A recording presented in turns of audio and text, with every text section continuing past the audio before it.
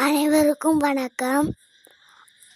Online நஸ்தோ Trichy TV எளிமை யதார்த்தம் கலந்த ஜோதிடம். வணக்கம் நண்பர்களே.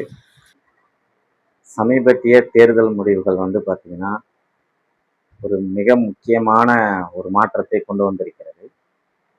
இதுல ஆளுங்கட்சியா இருந்த திராவிட முன்னேற்ற கழகம் எதிர்கட்சியா போயிடுச்சு. போன முறை எதிர்கட்சியா இருந்த எடப்பாடி கே பழனிசாமி ஐயா அவர்கள் பார்த்தீங்கன்னா அதிக ஓட்டு வித்தியாசத்துல ஜெயிச்சாலும் அவருடைய கட்சியில உள்கட்சி விவகாரம் இதெல்லாமே நிறைய இப்போ வந்துட்டு ஒரு ஆளுமை அப்படின்னா அந்த ஜெயலலிதா எம்ஜிஆர் ஆரம்பிச்ச அந்த கட்சி, ஜெயலலிதா அம்மா வளர்த்த கட்சி இப்போ பாத்தீங்கன்னா நம்மளுடைய எடப்பாடி பழனிசாமி ஐயா கிட்ட தான் இருக்கு. அவர் தான் பொதுச் செயலாளராக இருக்கிறார். இந்த ரெண்டு பிரிவா இந்த கட்சி பிரிஞ்சு போயிடுச்சு. ஓகேங்களா? இதற்கு ஜோதிட ரீதியான காரணங்கள் என்ன? உண்மையிலுமே இவருக்கு அந்த ஆளுமை இருக்கிறதா இல்லையா? இவர் கட்சியை வழி நடத்துவாரா? அதிமுகவினுடைய எதிர்காலத்தை உயர கொண்டு போவாரா இல்லையா அப்படிங்கிறதா நம்ம இந்த வீடியோல பார்க்க போறோம்.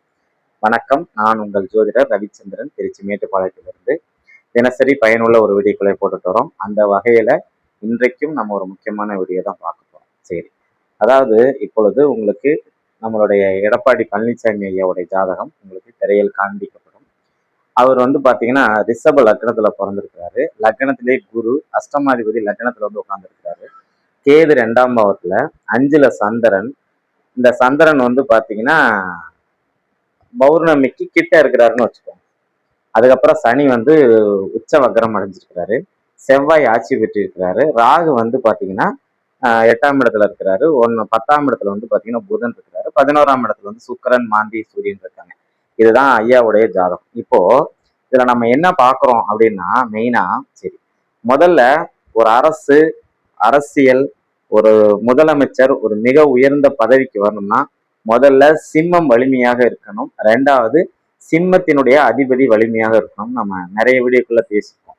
சரி, அப்ப அந்த வகையில பாத்தீங்கன்னா சிம்மம் வலிமையாக இருக்குதான்னு ஃபர்ஸ்ட் எடுப்போம். சிம்மத்தினுடைய அதிபதி யாரு? சூரியன். இந்த சூரியன் பாத்தீங்கன்னா ஜாதகத்துல எங்க இருக்கிறாரு அப்படின்னு சொல்லி பாத்தீங்கன்னா மீன வீட்டுல, அவருக்கு பிடிச்ச நட்பு வீட்டுலதான் இருக்கிறாரு. சுக்கிரனோட இணைஞ்சிருக்கிறாரு. சுக்கிரனும் குருவும் பரிவர்த்தனை வேற அடைஞ்சிருக்காங்க. அப்போ சூரியனுக்கு வீடு கொடுத்த சூரியனோட இருக்கக்கூடிய ஒரு கிரகம் உச்சம் அடைஞ்சிருக்கு. சூரியனுக்கு வீடு கொடுத்த குரு மறைமுகமாக ஆட்சி பலத்துல பரிவர்த்தனையில வராரு. அப்ப சூரியன் நல்ல நிலைமையில இருக்கிறார் அப்படிங்கிற ஒரு முதல் பாயிண்ட் எடுத்துட்டோம்.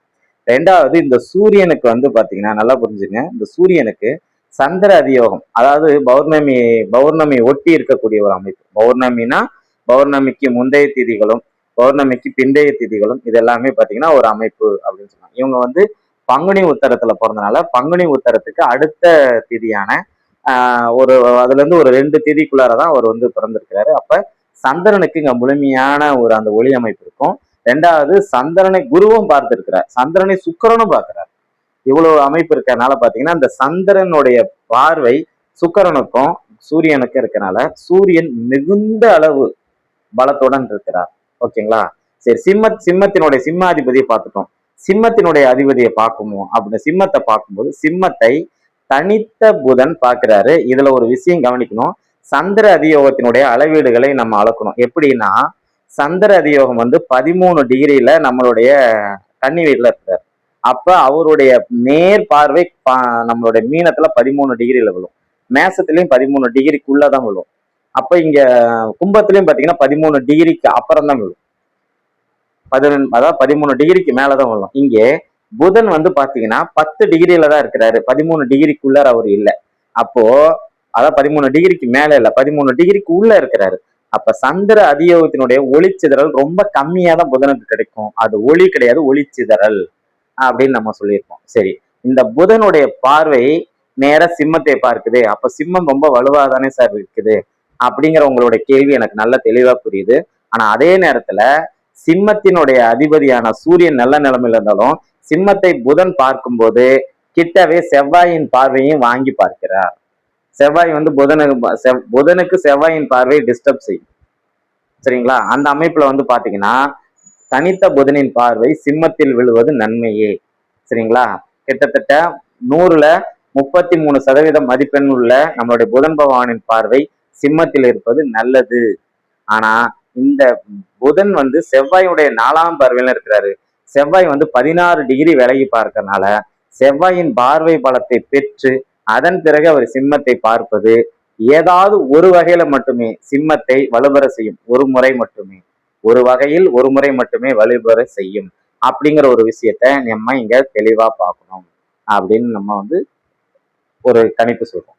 சரி, அதுக்கப்புறம் பாத்தீங்கன்னா நற்சமயம் அவர் நம்மளுடைய எடப்பாடி திரு கே பழனிசாமி ஐயாவுக்கு நடக்கக்கூடிய தசாபுத்தி வந்து பாத்தீங்கன்னா புதன் மகாதேசல சுக்கரனுடைய புத்தி. இந்த லக்னத்துக்கு சரி இவன் ஏன் முதலமைச்சர் ஆனார் அப்படி நம்மளுடைய வீதி தாங்க பொதுவா என்ன, சிம்மம் சிம்மாதிபதி வலுவாக இருக்கணும், நல்லாவே பார்த்துட்டோம். அதன் பிறகு பாத்தீங்கன்னா இந்த அந்த சிம்மம் சிம்மாதிபதி வலிமையா இருக்கிறது மட்டும் ஒரு காரணம் கிடையாது, இன்னொரு அமைப்பையும் நம்ம சேர்த்துக்கணும். அதான் 5ஆம் அதிபதி 10ஆம் இடத்தோட தொடர்பு கொள்ளக்கூடிய அமைப்பு. நீங்க பாருங்க, 5ஆம் அதிபதினு சொல்லக்கூடிய கிரகம் என்ன, நம்மளுடைய புதன் பகவான். அவர் போய் எங்க உட்காந்துருக்கிறாரு, 10ஆம் இடத்துல, ராஜ்யஸ்தானம், தொழில் ஸ்தானம், ஜீவனஸ்தானம், கௌரவஸ்தானம், ராஜ்யஸ்தானத்துன்னு சொல்லக்கூடிய 10ஆம் இடத்துல போய் புதன் அமர்ந்திருக்கிறார். அப்ப 5ஆம் அதிபதி 10ஆம் இடத்துல போய் அமர்ந்திருப்பது யோகம் தான். சரிங்களா? அதே மாதிரி சந்திரனுடைய ஒளி சிதறல அவர் ஏதோ கொஞ்சம் உட்கார்ந்துருக்கிறாரு, அதுவும் ஒரு பிளஸ் பாயிண்ட் தான். 3வது செவ்வாயோடைய பார்வையில அங்க புதன் அமர்ந்திருக்கிறது மிகப்பெரிய மைனஸ் அமைப்பு. இங்க செவ்வாய் ஆட்சி பலம் பெற்று அவர் ரொம்ப வலிமை அடைஞ்சு 7ஆம் இடத்துல இருந்து அவர் பார்க்கிறாரு. அப்படிங்கிற அமைப்புல இங்கே செவ்வாயின் பார்வை புதனை டிஸ்டர்ப் செய்யும். அப்போ அந்த அமைப்பின் படி பாத்தீங்கன்னா இவர் வந்து முதலமைச்சர் ஒரு முறை ஆகியிருக்கிறார், ஓகேங்களா? ஆனா 2வது முறை இவர் முதலமைச்சர் ஆகிறதுக்கான வாய்ப்பு இதுல வந்து இருக்கா இல்லையா அப்படிங்கிறது உங்களுடைய வியூகத்துக்கே விட்டுறேன். நம்ம எதையும் இப்போ அரசியல் பொறுத்த வரைக்கும் வெளிப்படையாக சொல்ல முடியாது, சொல்லக்கூடாது, ஓகேங்களா? சரி, அதன் பிறகு இப்ப அவருக்கு நடக்கக்கூடிய தசா புத்தி பாருங்க, புதன் மகாதேசல சுக்கரனுடைய புத்தி நடக்குது. புதன் சிம்மத்தை பார்க்கிறார், நல்ல அமைப்பு, எம்எல்ஏ, ஏன்னா ஏதாவது ஒரு அரசு பதவியில அவர் இருக்கணும், ஏதாவது ஒரு மக்கள் பிரதிநிதித்துவம் வாய்ந்த பதவியில இருக்கணும். அப்போ 5ஆம் அதிபதி 10ஆம் இடத்துல உட்காந்துருக்கு, இது காலமெல்லாம் இந்த வேலை நடந்துகிட்டே இருக்கும். ஆனா அதுக்கப்புறம் வரக்கூடிய தசா புத்தி அந்தரங்கள்ல வந்து பாத்தீங்கன்னா இந்த புதனுடைய தசையில சுக்கர மகா அதாவது புதன் மகாதேசல சுக்கரன் உடைய புத்தி நடந்துட்டு இருக்கு. அதுலயும் குறிப்பா இங்க ராகு அந்தரம் வேற நடந்துட்டு இருக்கு. சரி, அது ஒரு பக்கம் இருக்கும். இப்போ புதன் திசையில சுக்கர புத்தி, புதன் வந்து பாத்தீங்கன்னா செவ்வாயின் பார்வை பலம் பெற்றிருக்கிறார், ஜெயிச்சிருக்கிறாரு, அதனால பிரயோஜனம் இல்லைன்னு அர்த்தம்.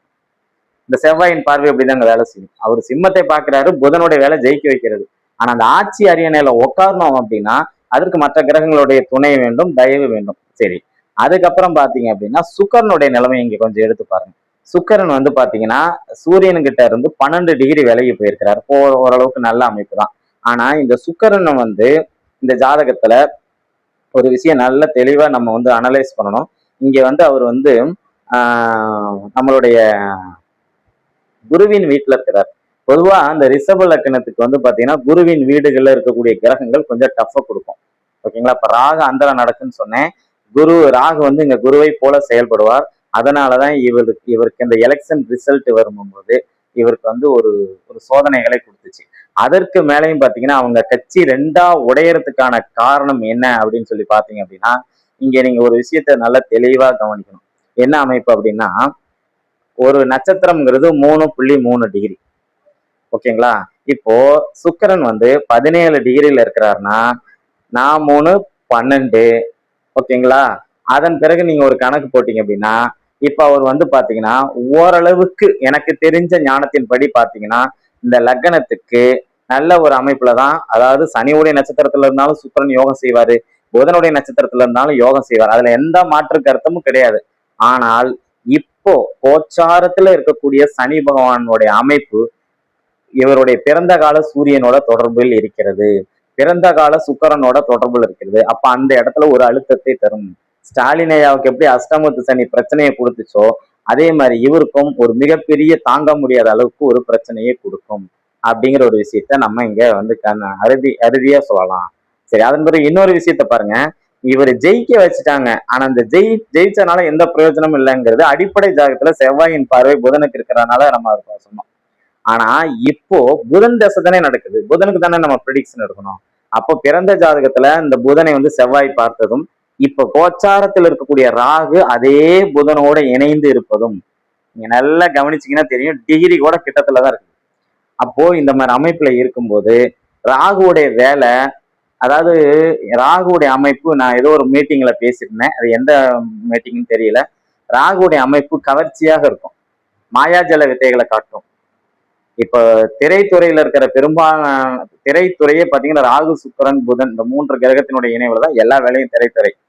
அதுல வந்து எல்லா வேலையும் சொல்றது நடிப்பு, ஒளிப்பதிவு எல்லாமே அது சம்பந்தப்பட்ட அந்த டெக்னிக்கல் சப்ஜெக்ட்ஸ் எல்லாமே பாத்தீங்கன்னா ராகு சுக்கிரன் புதன் இந்த 3 கிரகத்தினுடைய இணைவுல தான் நடக்குது. அப்ப ராகு புதனோட இணையும் போது ஒரு பெரிய தோற்றத்தையே அங்க கொடுக்கணும். ராகு இருக்கிற வீட்டுல ஏதாவது ஒரு வகையில பெருசா பூம் ஆகணும். அப்படிங்கிறதுனாலதான் இந்த புதன் திசையில சுக்கிர புத்தியில சனியோடைய அமைப்பும் இருக்கிற வீட்டை வந்து வளர்க்க செய்யும். அப்படிங்கறனாலதான் தமிழ்நாட்டில் அதிகப்படியான ஓட்டு வித்தியாசத்தில் எடப்பாடி பழனிசாமி ஐயா ஜெயிச்சாரு.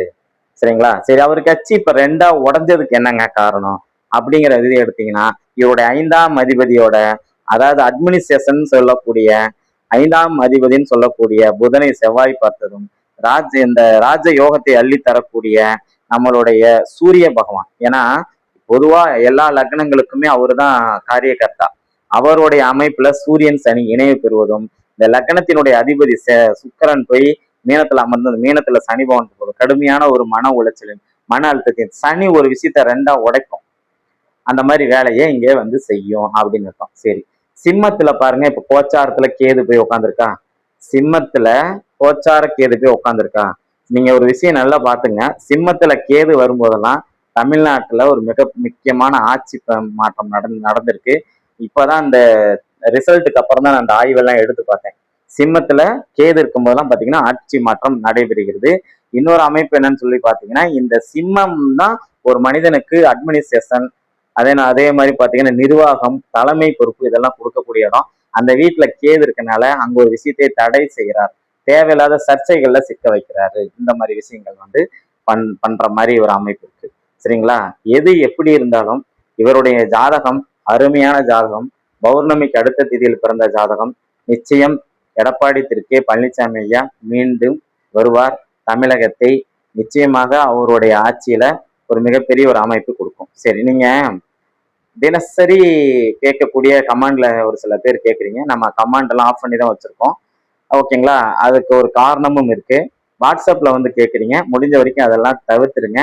உங்களுடைய நோக்கம், என்னுடைய வீடியோ பார்த்துட்டு கீழே ஒரு ஃபோன் நம்பர் இருக்கும், உங்களுக்கு விருப்பம்னா அதுல 1010 ரூபா ஜிபே பணம் கட்டி நம்மகிட்ட ஜாதகம் பார்த்துங்க. அதற்கு மட்டும் என்னுடைய செல்போன் எண்ணை பயன்படுத்துங்கள், அதற்கு மட்டும் என்னுடைய வாட்ஸ்அப்பை பயன்படுத்துங்கள்.